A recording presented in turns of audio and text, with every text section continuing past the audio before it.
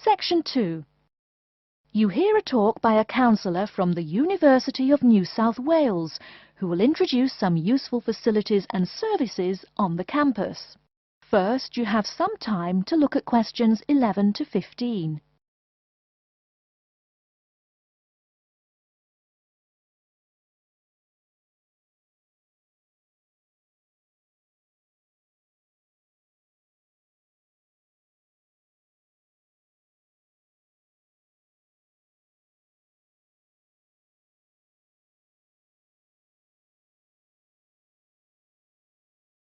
Now, listen carefully and answer questions 11 to 15.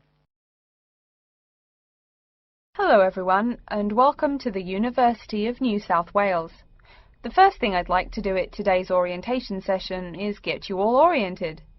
That means tell you the location of some useful facilities and services. So, first of all, take out the maps we gave you all as you came in the door. The map is the big yellow sheet of paper. As you can see on the map, north is at the top, south at the bottom, etc. Which way is north? Well, look through that window on my left, your right. See the rising sun? That would have to be east. So north must be directly behind me. Now, we're at the campus main gate. The recreational facilities are on my right hand, and its opposite is the student centre. No questions? Good. Pretty easy, right? Okay. Did everyone eat breakfast at the student food service this morning? Was the food good? Yes, I am joking. I've eaten there too. So, after a meal like that, you must be eager to go to a doctor, right? Well, I have good news for you.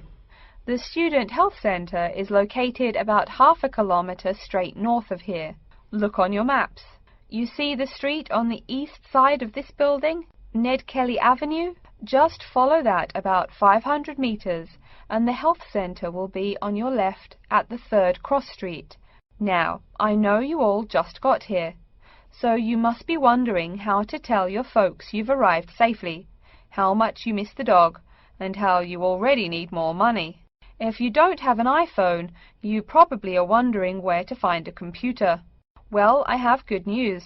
If you go straight out of its door and walk down the garden street, you'll see the internet unit on your left side, just next to the gym. The hours are posted on the door, and the computers are free, but you must bring your student ID card with you. Like I tell everyone, if you need help with anything, you can probably find right here in the student centre.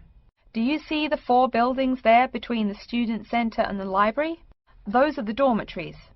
The men's dorms are the 2 on the south, the women's the 2 on the north. Okay, I'm sorry to have to tell you, but the university has been doing a lot of repairs and remodelling, and it's not all done yet. So there may be some small problems with your dorm rooms. Maybe the window doesn't open. Maybe an air conditioner is missing or does not work. If there are any problems, you can go to the complaint office, which is right beside the teaching building between the Parker Street and the Crammer Street. Just tell them your problem, and they should have it fixed by the time you graduate in 4 years. I'm joking, but please be patient. There are a lot of little things they need to take care of. Tired of the school food? No? Give it a week. Or maybe you just need a place to get coffee in the wee hours of the night during one of those marathon study sessions. Either way, you definitely have to check out the little cafe just past the women's dormitories. They've got free Wi-Fi, so a lot of students saddle up with coffee and a bagel for hours on end to get work done. Before you hear the rest of the talk, you have some time to look at questions 16 to 20.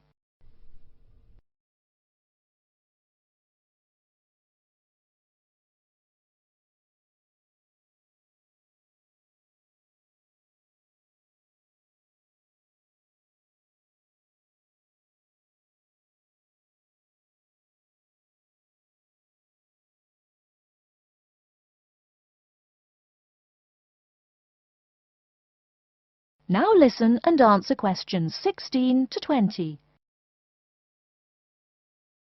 As for the dorm rooms, I have some bad news and some good news. The bad news is the rooms are small and you'll probably be sharing space with at least 3 other students. The good news is that each room has its own bathroom. What's good about sharing a bathroom with 3 strangers? Good question. Okay, call it bad news and worse news. Hey, maybe try this for good news. Each dorm has a kitchen. If you want to make snacks or meals, you can do it there.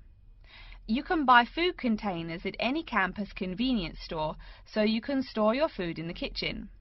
But a word of warning, you should definitely write your name on your food containers. Sad to say, there are food thieves among your fellow students. Speaking of thieves, a word about security.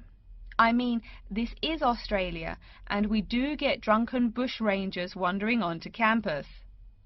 Each of you will be given a key for your dorm room. Don't lose it.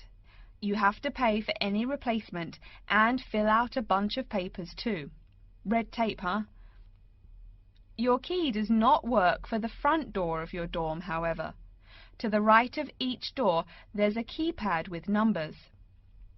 When you move in, they will tell you the code you use to enter the door.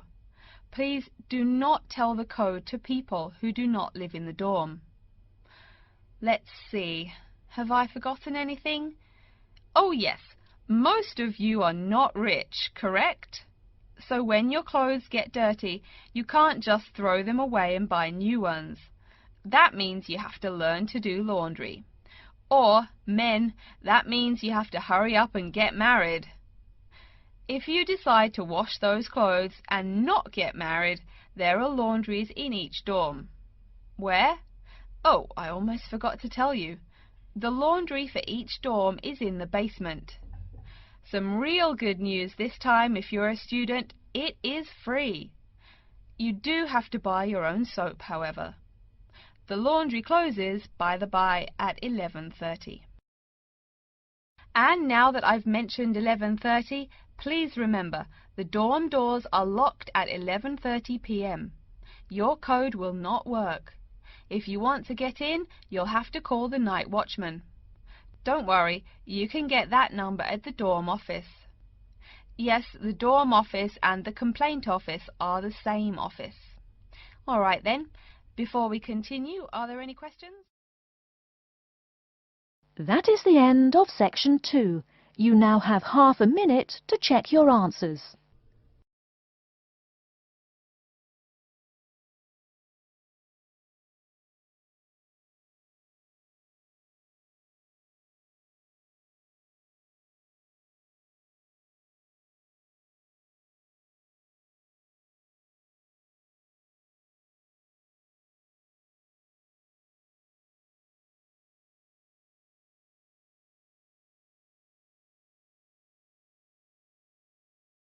Now turn to section 3.